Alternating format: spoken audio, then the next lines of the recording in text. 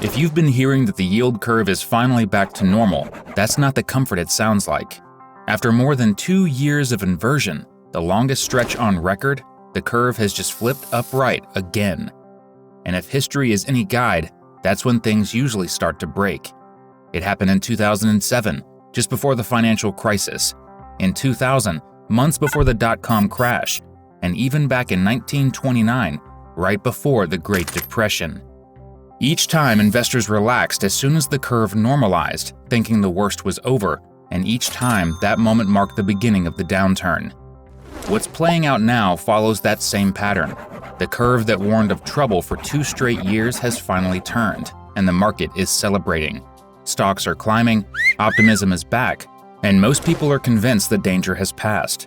But history says this is the stage when the risks shift, from the signal itself to the real economy. So if this pattern has been accurate for nearly a century, what is it showing us now? And could what's coming be even worse than 2008 and 1929 combined? In this video, I'm going to break down exactly what's happening and why this signal matters more than ever today. You'll see how the yield curve works, why every major inversion has predicted an economic slowdown, and what's different about this one. We'll look at how this cycle compares to 1929, 2000, and 2008, why the job market always looks strongest right before it weakens, and how debt, corporate refinancing, and even commercial real estate fit into the bigger picture. By the end, you'll understand the full story behind this signal, not just what it means for markets, but what it means for everyday people, businesses, and the future of the economy, and why ignoring it this time could be the biggest mistake yet. But before we decide whether this time is truly different, let's unpack what this signal really represents, and why it's been so accurate for nearly a century. Let's strip away the jargon and talk about what the yield curve really tells us. Every day, the US Treasury borrows money by issuing bonds, some that last a few months, others that stretch 10 or even 30 years. Normally, the longer the loan, the higher the interest rate, because investors want extra reward for waiting and for taking on long-term risk. That's what we call a normal yield curve, an upward slope from short to long maturities. But when short-term rates climb above long-term ones, the curve flips. That's an inversion, and it usually happens when the Federal Reserve keeps rates high to slow down inflation, while investors believe the economy won't stay strong for long. At that moment, the bond market is basically saying, the Fed's foot is still on the brake, but the road ahead looks rough. Now here's where it gets interesting. The curve isn't predicting recessions by magic. It's reflecting expectations about jobs, spending, and credit. When borrowing costs rise sharply for businesses and consumers, people pull back. Companies stop hiring, and investors rush towards safer, longer-term bonds. That demand pushes long-term yields down, while the Fed keeps short-term rates up. That's the recipe for inversion. And history shows it works as a warning system because the curve captures something few other indicators can. It measures confidence, fear, and timing all at once. It's not just about interest rates, it's about how the market sees the future compared to the present. That's why central banks, including the Fed itself, track 2 versions, the 10-year minus 2-year spread and the 10-year minus 3-month spread. The second one, the 3-month version, has predicted nearly every US recession since the 1960s with remarkable accuracy. Right now, that model still shows elevated recession risk even though unemployment is low and the stock market looks healthy. So before we decide if today's re-steepening means recovery or danger, we need to compare what the curve is showing now to what it showed before the major downturns of 1929, 2000, and 2008. If the yield curve has flashed warnings before every major downturn, the obvious question is, what makes this one different? In one word, duration. The most recent inversion didn't just appear and fade. It stayed inverted for over 2 years, the longest stretch since reliable data began in the 1960s. That means short-term borrowing costs stayed higher than long-term rates for longer than any generation of businesses has ever faced. Every day that gap stayed inverted. It drained liquidity from the system. In 2006, the curve was inverted for about 7 months before the housing bubble burst. In 2000, roughly 11 months before the dot-com crash. In 1929, the inversion lasted just under a year. Today's 2-plus-year inversion dwarfs them all. But duration isn't the only difference. The financial backdrop is completely unlike anything from those eras. In 1929, household debt was small compared to income. In 2008, the leverage sat in housing and banks. Today, it's everywhere. Governments carrying record deficits, corporations loaded with cheap debt that's now rolling over at twice the cost, and households juggling record credit card balances. According to the International Institute of Finance, global debt hit roughly $338 trillion this year, the highest in history. At the same time, the term premium, the extra yield investors demand for holding long-term bonds, has surged to its highest level in years. That's keeping long rates stubbornly elevated even as inflation cools. Put simply, even if the Fed starts cutting short-term rates, the rest of the curve may not follow. That hasn't happened in any prior cycle to this degree. So when people say the curve has normalized, what they really mean is the inversion ended because long yields rose, not because short rates fell. That's a key distinction. It means financial conditions haven't actually eased, they've just shifted where the pressure sits. In other words, instead of a sudden pop like 2008, this cycle could deliver a slower, broader squeeze across households, corporations, and governments at the same time. And history shows when the pressure spreads that wide, it rarely fades quietly. It compounds. To see why that matters, we need to look at how similar relief rallies have played out before the real downturn hit. Every yield curve inversion tells a story, but not every story unfolds right away. Sometimes the market looks like it dodged a bullet until it doesn't. Economists call it the whipsaw pattern, a short-term relief that tricks everyone into believing the danger has passed. It's happened several times in modern history, and each time the pattern was almost identical. Take 1989. The curve inverted early that year, sparking recession fears. Then it steepened again by summer. Investors relaxed, stocks rallied, and analysts started calling it a false alarm. A year later, the US slipped into a recession that caught nearly everyone off guard. Fast forward to 1998, the curve briefly inverted during the chaos of the long-term capital management crisis. When the Fed stepped in, the curve steepened again, markets surged to new highs, and investors declared victory. Within 2 years, the tech bubble burst. Then 2006, the example most people remember. The curve had been inverted for months, the housing market was overheating, and yet by mid-2007 the curve started to steepen. Commentators called it a soft landing. A few quarters later, the global financial system unraveled. That's what makes today's setup so tricky. The curve has just turned positive after a record inversion, and once again optimism is creeping back in. Equities are up, unemployment is still low, and people are saying the worst is behind us. But that's exactly what they said in 1989, in 1998, and in 2006. The whipsaw doesn't mean a crash is guaranteed. It means the signal often resets expectations before the final stage begins. Historically, recessions start after the curve normalizes, not during the inversion itself. So when you hear the yield curve is uninverting, it's not necessarily good news. It can be the moment the market shifts from warning mode to impact mode, the point when tightening that began years earlier finally starts to bite. And this time the combination of record debt, fading savings, and stubbornly high rates gives that pattern more fuel than it's had in decades. Which brings us to the next question. How does this signal tie in with jobs, the one part of the economy that still looks unbreakable? If you only looked at the job market right now, you'd think everything is fine. Unemployment is low, payroll growth has been steady, and wage gains still outpace inflation in several sectors. That sounds healthy, and it is, until you realize that's exactly what the data looked like right before every past recession. The yield curve doesn't just predict downturns, it leads the labor market by months or even years. When the curve inverts, it signals that credit is tightening, but it takes time for that to reach hiring managers and payroll numbers. Companies don't cut jobs at the first sign of higher rates. They wait. First they freeze hiring, then they slow expansion, and only later do layoffs begin. That's why the economy usually feels strongest right before it weakens. We can already see the early cracks forming beneath the surface. The SOM rule, a simple recession indicator based on unemployment trends, triggered in mid-2024. It does that when the 3-month average jobless rate rises at least half a percentage point above its recent low. That doesn't mean millions of layoffs overnight, it means momentum has shifted. The rate of improvement has stopped, and the climb has begun. If we line this up with history, the pattern repeats with eerie consistency. After the 2006 inversion, unemployment stayed near cycle lows for almost a year before rising. After 2000, it took about 9 months. In 1989, the lag was roughly the same. So when people say the curve inverted ages ago and nothing happened, They're ignoring that the job market is always the last to turn. There's also a psychological element. As long as people feel secure in their jobs, they keep spending, which delays the slowdown. But once layoffs start, sentiment slips fast. Spending drops, credit card delinquencies rise, and businesses pull back even harder, creating a feedback loop the Fed can't easily stop. That's why tracking jobs isn't about counting layoffs, it's about recognizing when the direction changes.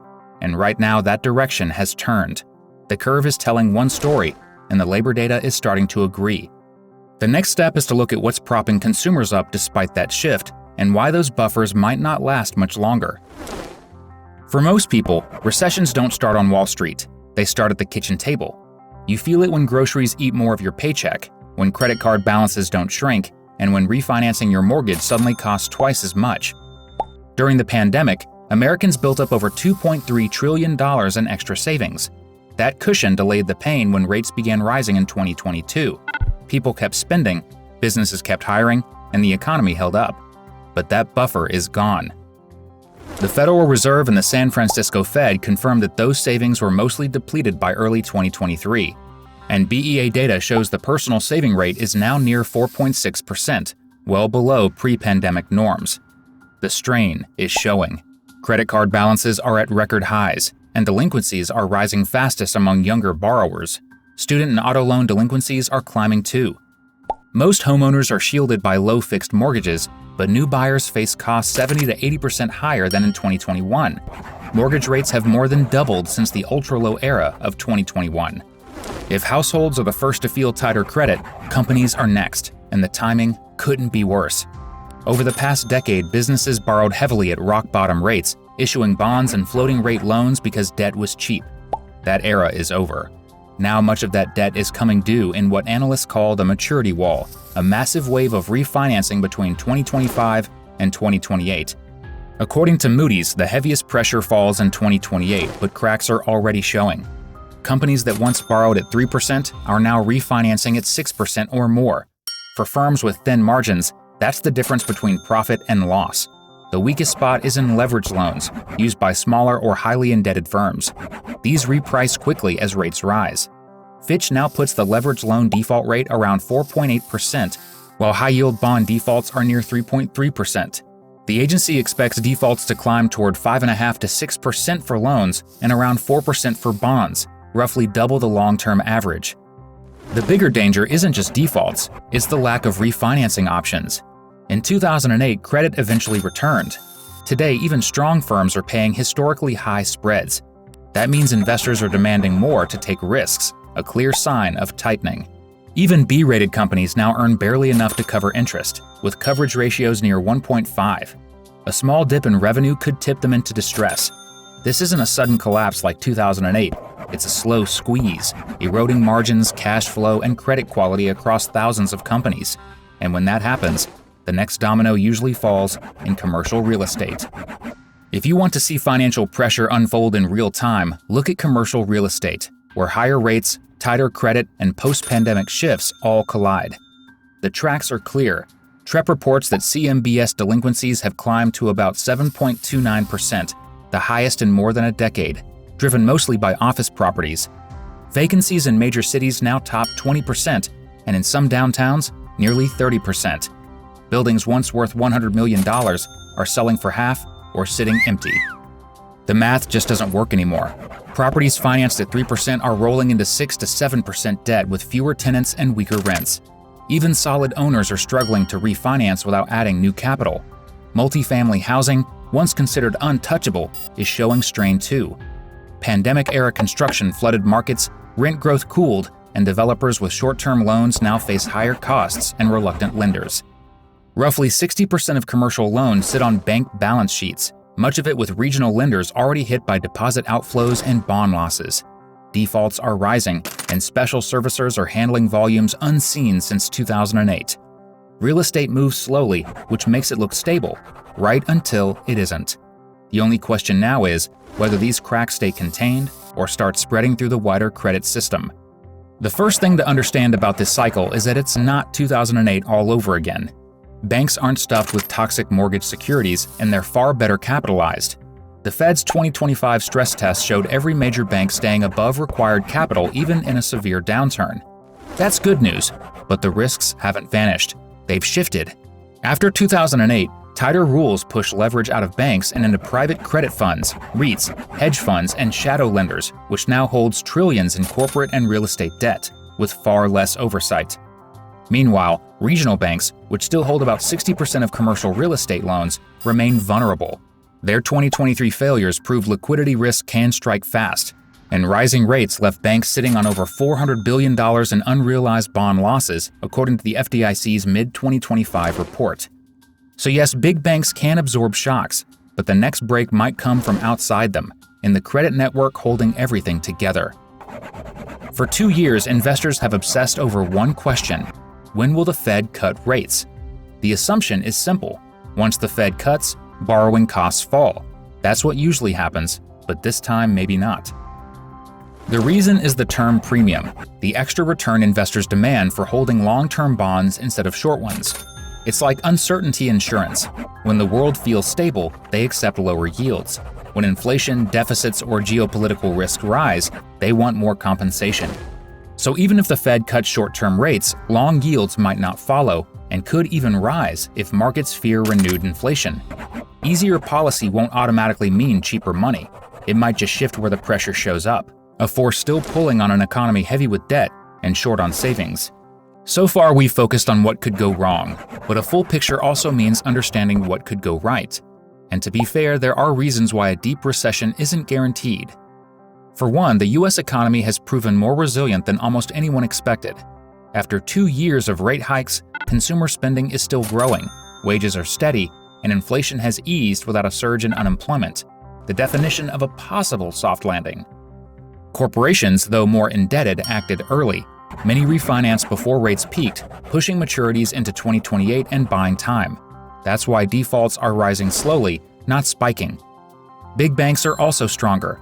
Capital ratios are high, and regulators have moved quickly to manage stress in CRE and small banks. Labor markets help too. Post-pandemic shortages made companies reluctant to lay off workers they struggled to hire. Meanwhile, technology and productivity gains are cushioning costs and improving flexibility in logistics, software, and energy. So yes, the yield curve warns of stress, but not destiny. If credit policy and consumer demand hold steady, the landing could stay soft. The real test is timing, and that's the one variable no model can predict. Soft landings have always depended on timing, and timing in economics is where most cycles fail. That's why, even as we acknowledge the upside, it's worth watching the data that tells us when resilience starts to fade. If you want to know where we are in the cycle, not what the headlines say, but what the data says, there are 7 signals worth watching. 1. The 10-year minus 3-month yield curve, the Fed's preferred recession model.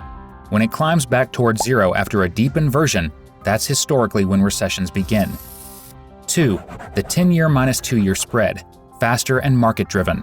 A rapid steepening while short-term rates stay high is a red flag. 3. The SOM rule, triggered when unemployment rises 0.5 points above its low. It flashed in mid-2024.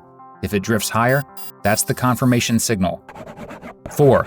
The personal saving rate, now around 4 to 5%. Lower means households have less cushion. 5. Consumer delinquencies, tracked by the New York Fed, rising debt stress on Main Street. 6. Corporate defaults. If leveraged loan or high-yield defaults top 6%, pressure spreads to markets. 7. The term premium. If it stays high even after Fed cuts, long-term borrowing costs remain heavy. Together, these signals map the economy's real direction, before the headlines catch up. Every generation believes their economy is different. In 1929, it was a new technology and endless productivity. In 2000, the internet revolution. In 2006, the belief was that housing prices would only rise. And in 2025, it's artificial intelligence and the idea that the modern economy is too dynamic to fail. That belief isn't arrogance, it's human nature. We want to think progress rewrites the rules, but markets don't run on optimism or innovation. They run on credit, confidence, and the same cycle of fear and greed that's always driven them. Every downturn looked calm before it hit. Low unemployment, high stocks. Experts say this time is different. When the surface looks fine, people stop listening to the signals. That's why the yield curve matters. It's not emotional or political, it's math. And today that math is flashing the same warning it always has. It doesn't guarantee a crash, but it does warn of complacency. The rules haven't changed, only the setting has. The moment people believe the cycle is tamed, that's usually when it resets. If history proves anything, it's that no one times the cycle perfectly. Even the experts who called past crises early looked wrong, until suddenly they weren't. The goal isn't prediction, it's preparation.